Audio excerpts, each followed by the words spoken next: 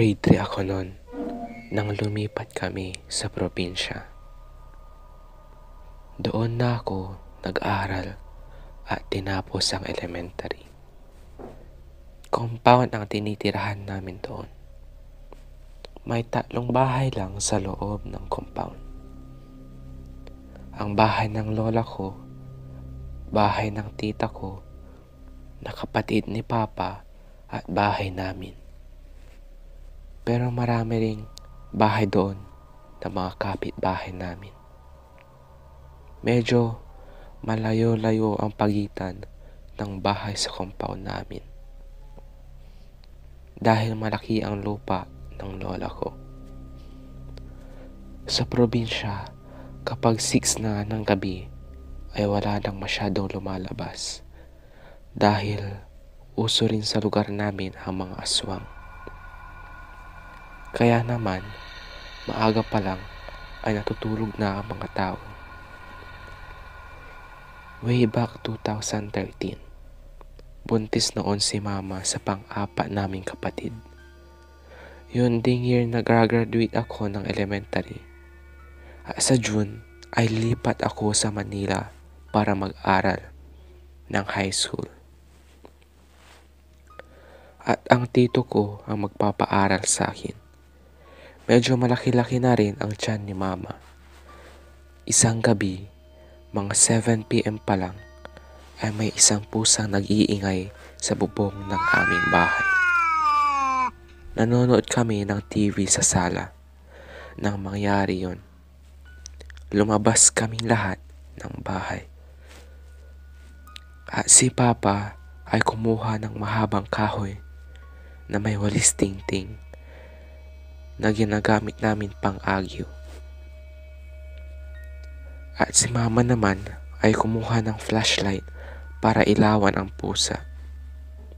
Kaming 3 magkakapatid ay nasa labas din, pero hindi namin makita kung ano ang nasa bubong. Si Papa naman ay pinapalis ang pusa at hinahampas niya ng walis yung bubong namin. Habang iniilawan ni Mama gamit ang flashlight, habang ginagawa nila yon, dinescribe ni Mama kung anong itsura dahil rin sa gulat.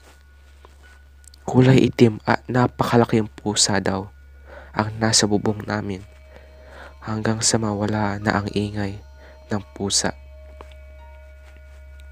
At siguro ay umalis na rin dahil di na siya nagkakalampag sa bubong at nag-iingay. Pero hindi namin siya nakitang bumaba.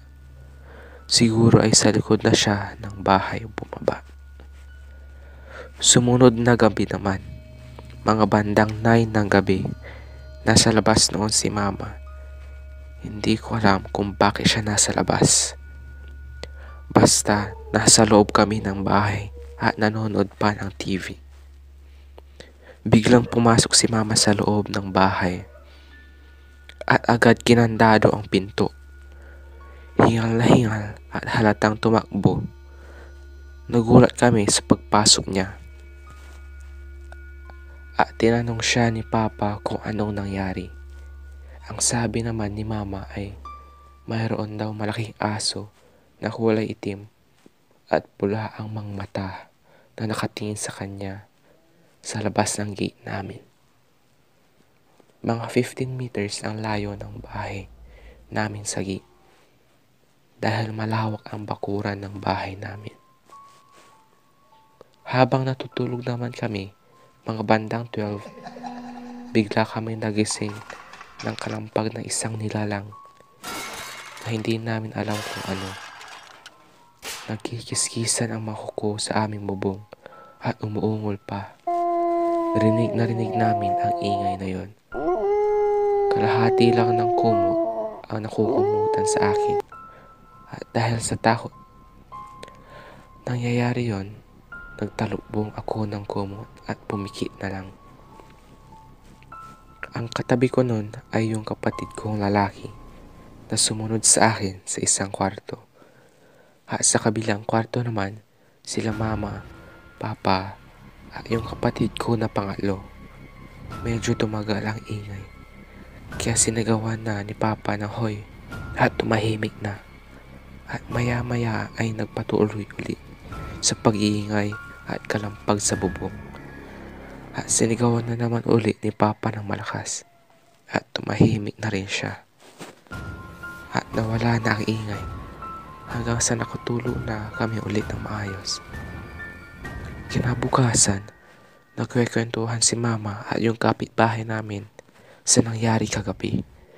Kwento na rin ng kapitbahay namin na yung isa daw naming kapitbahay ay habang nanganganak sa kanilang bahay ng 10 oras ng gabi ay pinapalibutan na raw ng aswang ang buong bahay.